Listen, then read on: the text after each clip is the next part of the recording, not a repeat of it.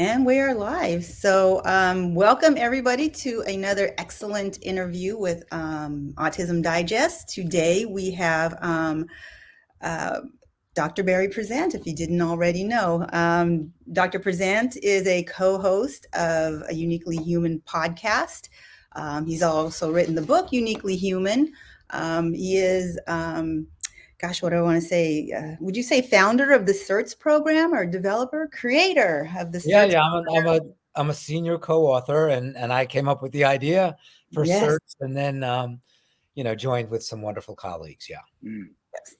A speech language pathologist, and I could go on and on. However, we are here today because of one of his podcasts that caught our eye on Uniquely Human, where he was interviewing Elizabeth Bonker, who is a non-speaking young lady who types.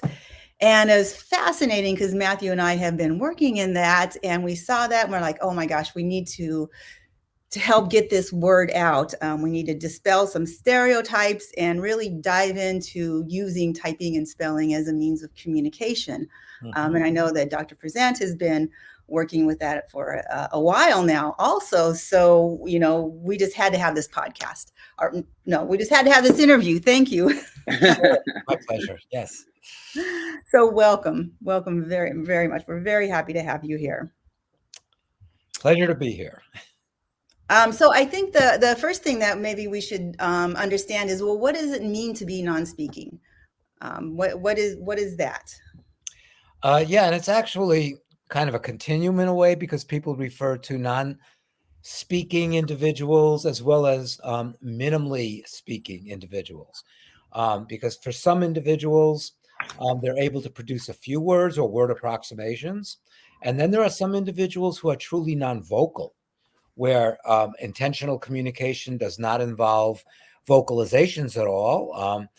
You may hear vocalizing when it comes to pain or other very basic, functions. But so there is a continuum, but for the most part, we're talking about when an individual is communicating, their primary mode of communication is not through speech, not through recognizable, intelligible speech. And that's what non-speaking refers to when we're referring to a group of individuals. And let me say that having known and interviewed some non-speakers, that's the term they prefer to be called, that we are non-speakers. And Mhm. so there is a community that's developed around non-speakers, originally with the support of non-disabled individuals, therapists, and teachers. But now there's a community of individuals who are non-speakers who they run the community and they speak to each other through their various modalities of augmentative or alternative communication. So that in itself is super unique because there's some stereotypes out there. I'm still running into that. People don't even believe that if you can't talk, how could you possibly formulate thoughts? And that typing or spelling is not even possible until you see it. It's really hard to kind of fathom that these people who are non-speakers can come up with beautiful sentences and books and write things and have wonderful just thoughts like you and me. So that's um, Write poetry and write music. yes. Right. I think my first poet was Tito.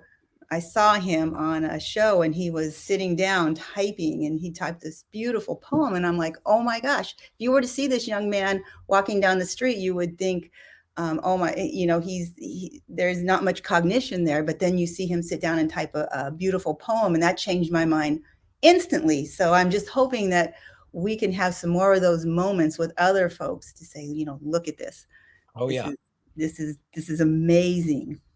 And you can have moments with other folks, with many other folks. There are organizations now. One organization not specific to autism is called Communication First, and it was started by a mom who's a disability rights lawyer. And there are videos of many individuals, and they say they are there to advocate, kind of, in a social justice format for people who are non-speaking, And that could be people who lose speech, due to traumatic brain injuries. That could be autistic individuals. That could be individuals who have various kinds of neurologically based disorders. But then there are organizations that are more focused on individuals with an autism diagnosis. Yes, yes. Amazing. So, given Actually, that, oh, I actually had one quick question, well, and maybe it'll piggyback on yours, Lois. But I was just curious. Well, how do we get people to see non-speakers as thinkers? Because I mean, particularly in the field of speech pathology, because I feel both Lois and I have noticed that that teaching typing or literacy skills oftentimes those are pushed aside in lieu of using icons with all the the abstract hieroglyphs associated with them. What are some things we can do to push back against that kind of tendency, and maybe start working on building a communication system around words and typing and other means where we're using words that are Yeah, typed? well, I think those issues are grounded in the sense that people, for many, many years, and not just in autism, have thought that if you are non-speaking, you are intellectually disabled. And therefore, and I'm not saying even those who feel, and we know, especially with the ASHA position statements, that some feel that it's not messages coming from those people, that is fraudulent. Okay. But let's even back off of that for now. But, and that's why I think people feel that, okay, if you use photos or if you use icons, those are representationally less symbolic. They still are symbolic, but they're less complex. And therefore, we just need to start at that level. Yet, what is difficult, and understandably so, for some people to embrace is that individuals who are non-speaking can become literate just by exposure to the written word and literacy in their world, or people reading to them, or them looking at books by themselves. So I think that's why with a lot of people, you have the jump to icons or photographs, but even more experienced people in the field, whether they be teachers or speech language pathologists, very often, say that even if you're using icons and photographs, still have the written word there. I mean, if we want, what some people refer to as emergent literacy artifacts, the written word in the natural world, so that an individual can make those connections between the forms, the physical form of a word, and the fact that it has meaning. So I think that's one of the reasons. And then if you want to jump to the whole issue of the controversies around facilitated communication, rapid prompting method, and now spelling to communicate, that comes from some very strong statements from some influential people in the field mhm, who believe that these people are being physically supported and their communication is really coming from the partner and it's not coming from them.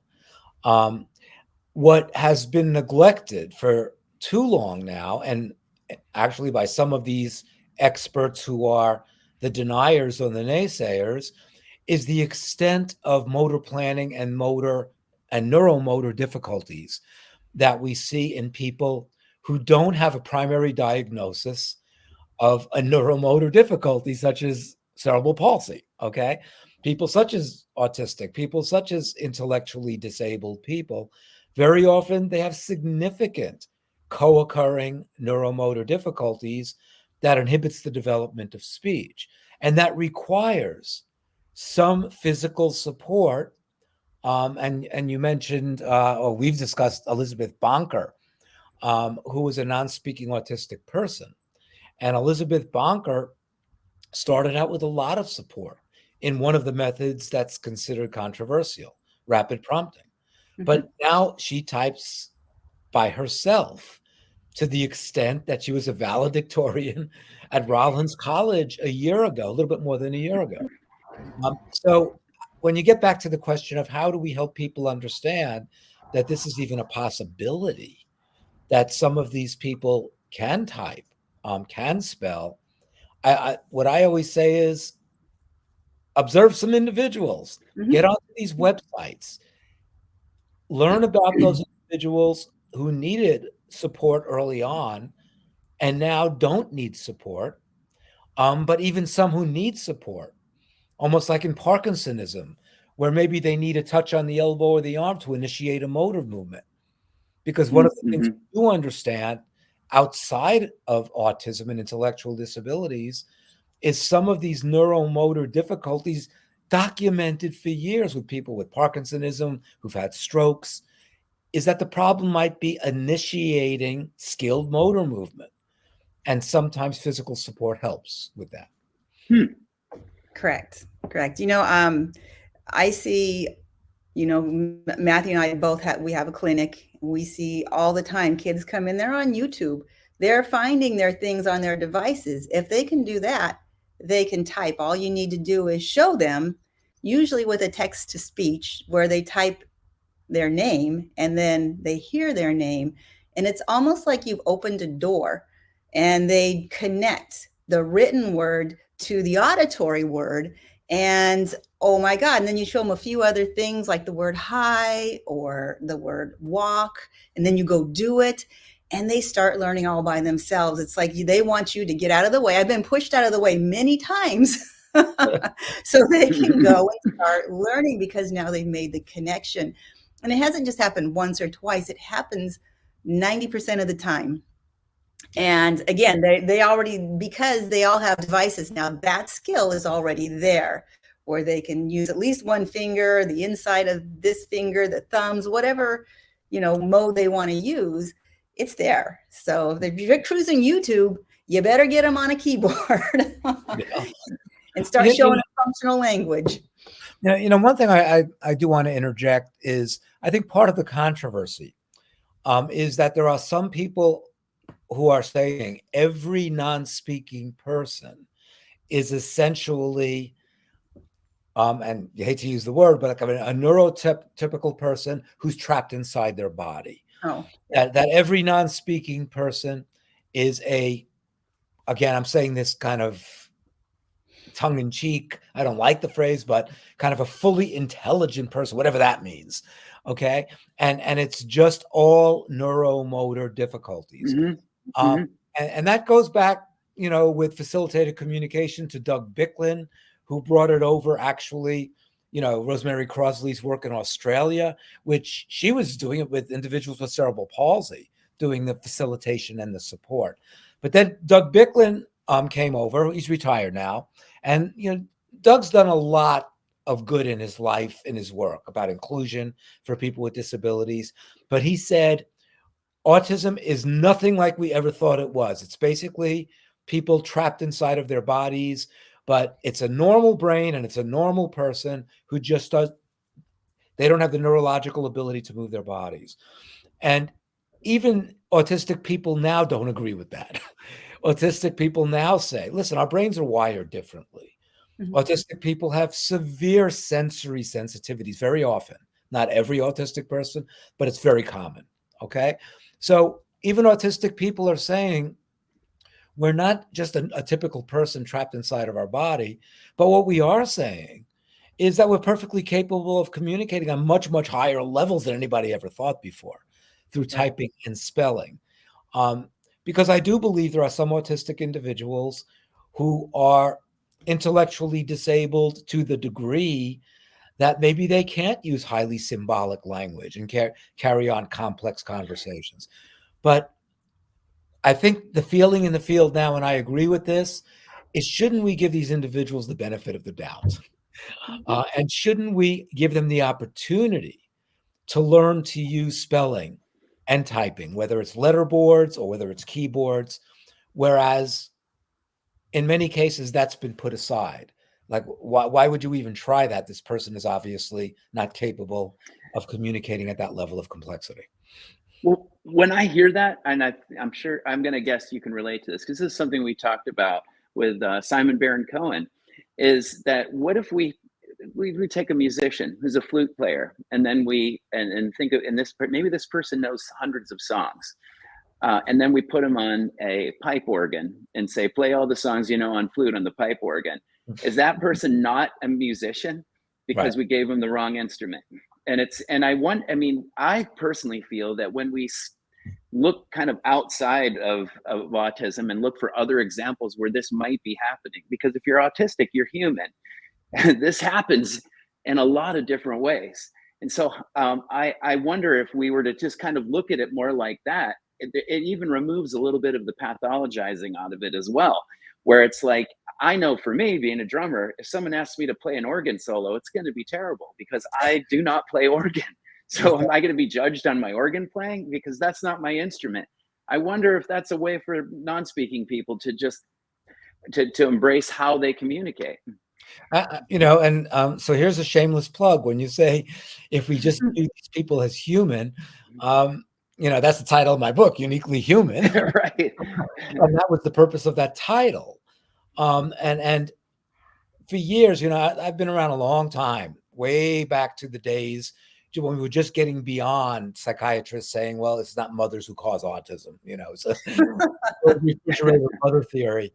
But, I think autism and autistic people have always been kind of marginalized, even in the disability community, as being put in this separate category, like they just landed from Mars. And a part of that was the sense of, a very controversial theory, which has been totally thrown out. The empty fortress, that an autistic child is responding to emotionally cold parents, Bruno Bettelheim's theory. And therefore, this is a typical child who is emotionally, if you will, not even handcuffed, but is in an emotional straitjacket. And it's a typical child in his or her body who's so emotionally disturbed and cut off from people that we think of them as less than human in some ways.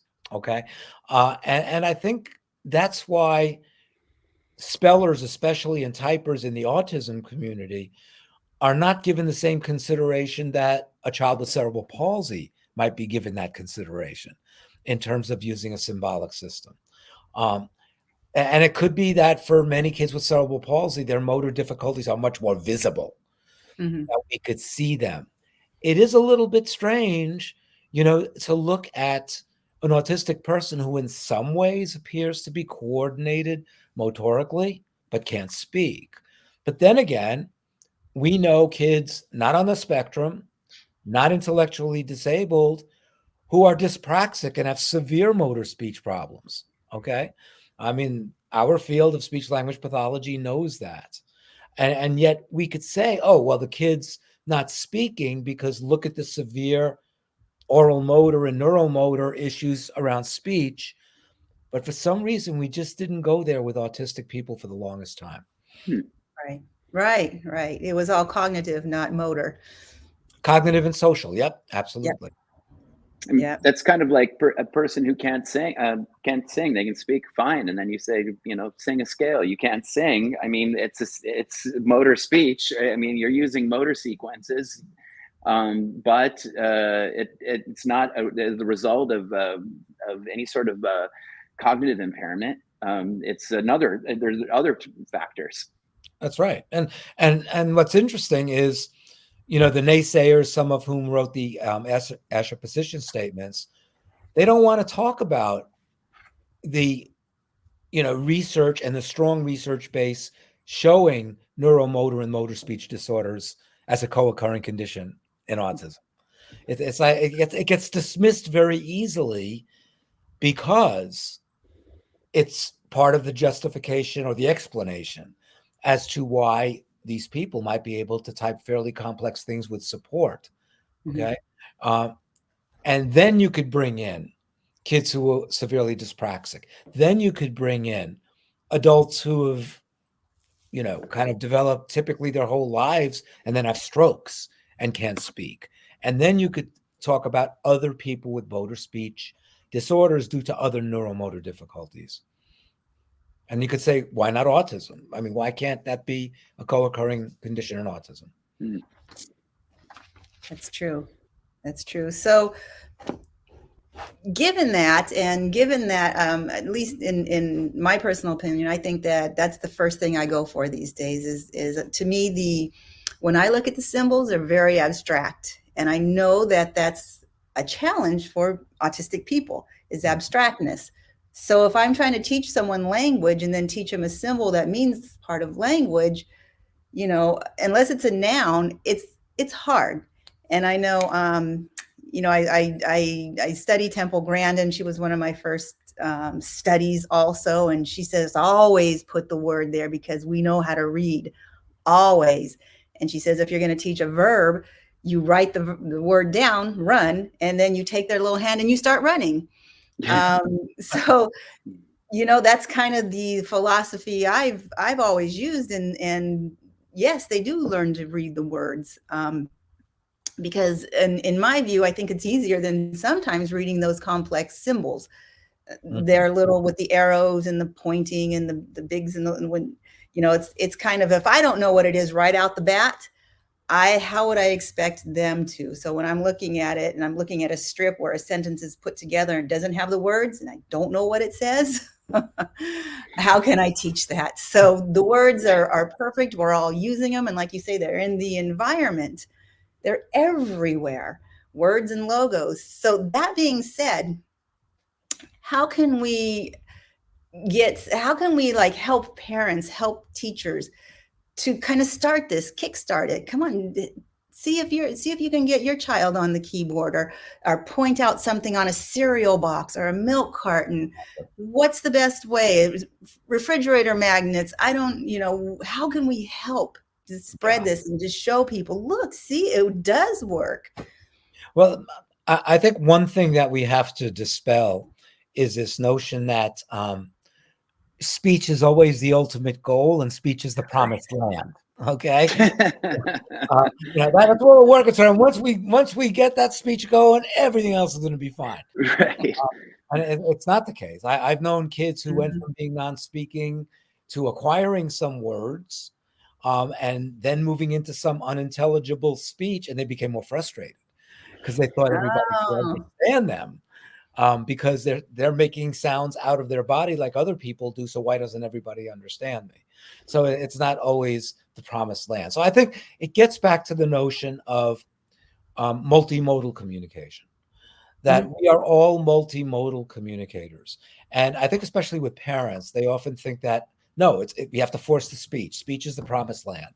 And in some cases, some approaches within applied behavior analysis, in the past and still will say, oh no, well, we have to work on speech for at least 6 to 12 months before we introduce an augmentative system. And the justification is speech is the promised land, and that's what we're not going to. Well, the research shows us if kids can actually acquire non-speaking modes of communication, that supports speech. It doesn't inhibit speech because it makes them realize that, hey, I have other ways to communicate and people talk. And if they have the motivation plus, especially the neuromotor abilities, that will come along as well. But, exactly what you just said, Lois. It's about, we live in a world immersed with written speech and symbols. Okay. Mhm. And something that hasn't even come up yet, which is very significant. There's a subgroup of kids on the spectrum who are known as what is called hyperlexic. Mm. And hyperlexia is defined as a self-taught precocious decoding ability. I think what a lot of people leave off is that, yes, the recognition of the form of a word, whether it be, where I live, there are lots of Dunkin' Donuts, and maybe they don't fully understand the word, okay, or any sign, Sunoco, any sign out in the street, Burger King. There are Mhm. some kids who are highly motivated to learn to associate kind of the written form with those words. And, there's discussion now about hyperlexic non-speaking individuals.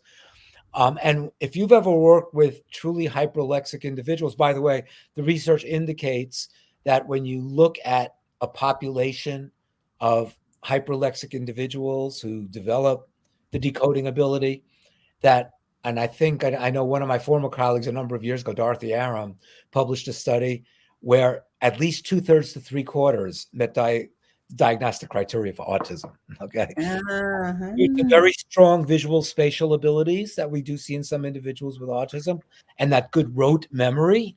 Mhm. And if they see the form of the written word and they hear people say it, then it's like, okay, got it. All right. Yeah. But my point that I really want to make is there are some individuals, even non-speakers, who are fascinated by looking at words. And it becomes a real focus for them, kind of what some people call, a deep interest. Mhm. um, and so that's another reason that it's the only way you really know if a person's hyperlexic is when they begin to say words or word approximations, when they see the printed word. But that's often a recommendation that I give and people who know about hyperlexia give. Well, how do we know? How do we take advantage of the potential for that? Exactly what you said. Immerse them in a written word Yeah. environment, and in a way that we could connect to meaning. Because I believe, we don't have time to get into the details of this, but I believe many hyperlexic kids follow the same path that echolalic kids follow. That when they first begin to repeat speech, echolalia, through exposure and us helping them make the connection to meaning, then echolalia becomes more functional and more meaningful. That's right. I think it's the Our, same thing with hyperlexia. Um, yeah. Hmm. so we need to take advantage of those opportunities and not dismiss those opportunities. One thing I was curious about too is, just to try to get people on board to see maybe why speech may not necessarily always be the best approach to teaching communication for some people, is that sound is very hard to memorize because as soon as it's stopped, it's gone. So if you aren't paying attention to it, you're not necessarily retaining it in your short term or working memory. Whereas a visual representation of language, it doesn't go away, so it's not ephemeral. So you just like a classical musician, I mean, imagine trying to memorize a giant Bach concerto only from sound alone, as opposed to looking at it and rehearsing the pieces over and over.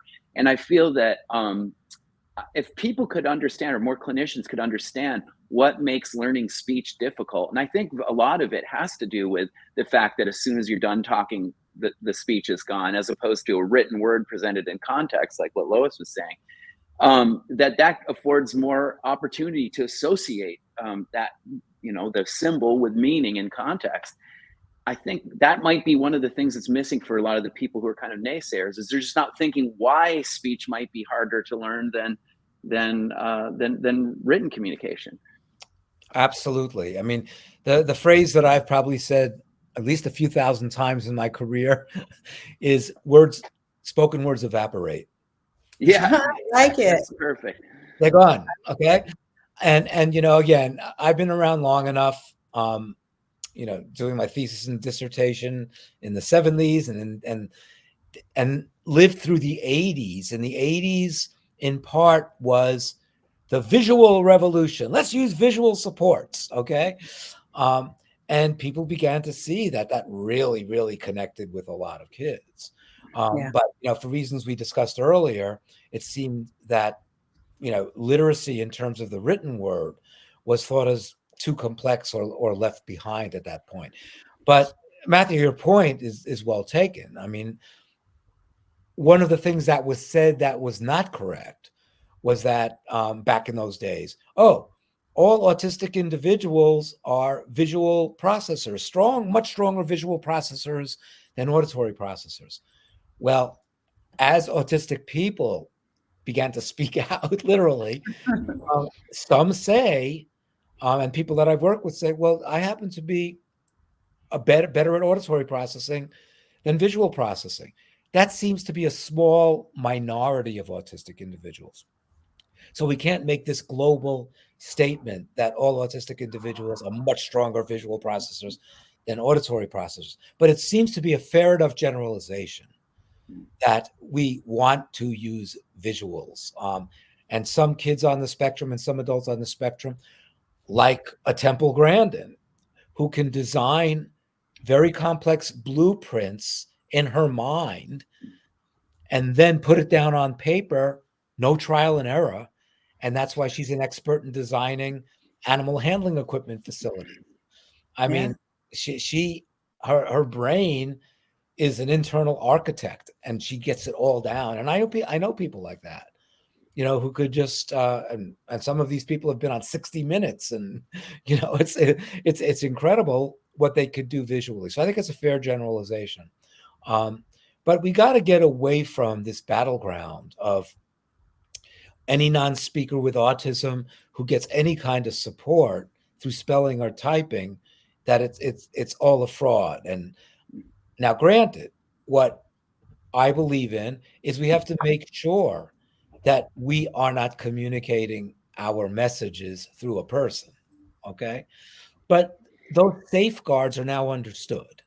Um, Hmm. and, the other issue is looking at the risk of not offering these learning opportunities to autistic people who are not speaking, the risk and the cost of that versus the potential benefit of seeing an individual who has a lot more to quote unquote say through the written word than we're giving them that opportunity for. And Right.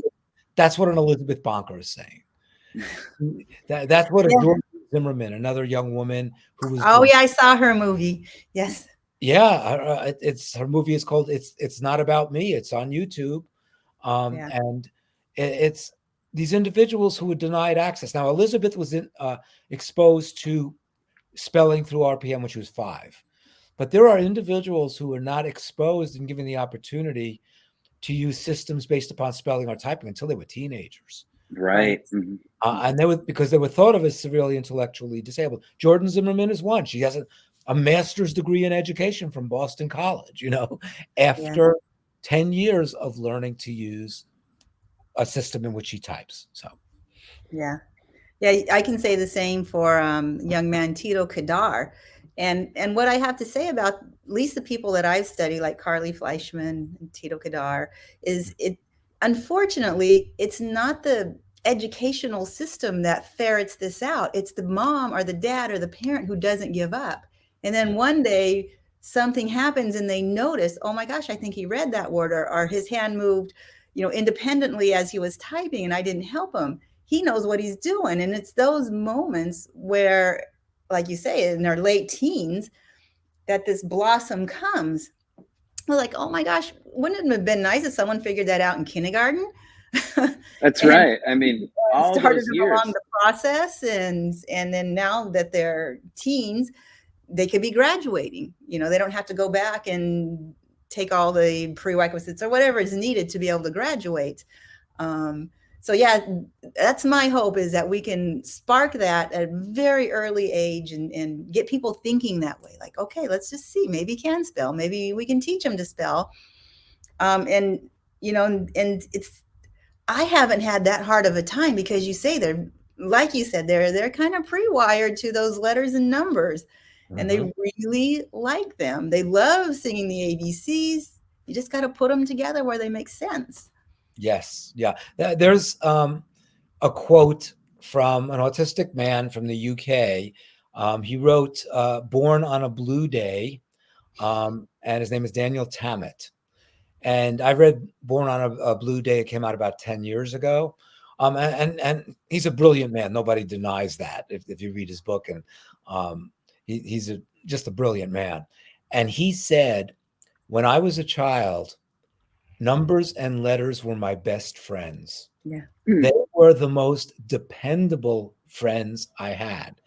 People changed, their facial expressions change. One day they're angry, another day they're happy. Um, they look different when they're sick, they look different when they're tired.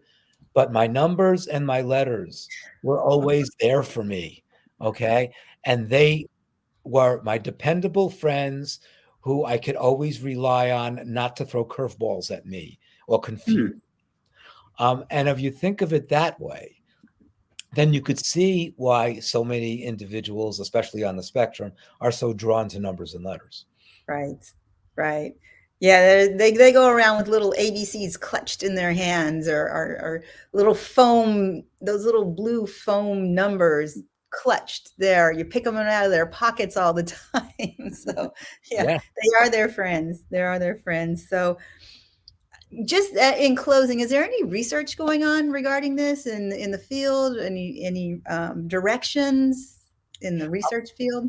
Yeah. I would look at communication first. That's one Okay. word. Okay. It's an advocacy organization out of the Washington D.C. area. The person who started it, her name is Tana Shemansky, and she is for years focused on being a disability rights lawyer. Um, and she's involved with her family, and her husband's actually a psychologist at University of Virginia in Charlottesville, and he's done research demonstrating. His name is Vikram Jaswal, Jaswal. He's published research indicating that people who use word boards to spell out words, actually, he's using eye gaze research, where he has demonstrated that a non-speaking autistic person who points to letters actually looks at the letters first before they point to the letters. And that dispels the myth that they're only pointing to letters because somebody is moving their hand to point to the letters. Hmm. That That's That they, is, excellent. yeah, they scan the board. If you look at his work, if you look at the IASC group, the International Association for Spelling to Communicate, and that is Elizabeth Vossler's organization. She's a licensed certified speech and language pathologist. I know Elizabeth. And she also is involved in research on an international level. Um, okay. so those are the two organizations. Well, actually, Elizabeth Bonker's organization, which is newer, it's called Communication for All. And, Yes, I think we're going to be doing a little piece on Autism Digest, the next one for with Elizabeth. So I'm very happy about that. and these are not organizations where it's, hey, one person says, I believe in this and I'm going to set up a website. If you go to these websites, I mean, there are videos of dozens of people. There are Mhm. connections to a lot of other websites and professionals who are working in this field right now. So there's a lot going on. A movie just came out that Elizabeth was in called Yes. Spellers. Um, and that movie was produced by a dad. Okay, so when you talk about a lot of the parents who are taking Mhm. the bull by the horns here and moving the field forward. Um, Yes. and so we're always learning. So let me just mention something quickly, another shameless plug here. Ah, Earlier today for our podcast, Uniquely Human, the podcast, we interviewed Scott Steindorf, who's autistic, and he's a Hollywood film producer, director, very, very well known. He's had stuff on HBO Max. He worked early in his career with Paul Newman, oh, famous actor. And Scott was diagnosed in his late 50s as being on the autism spectrum. He's in his mid 60s now. He said, well, he just finished a full length feature documentary, partially about his life, but mostly about the field of autism. It's called Understanding Autism. So here's a news flash for you. Breaking news.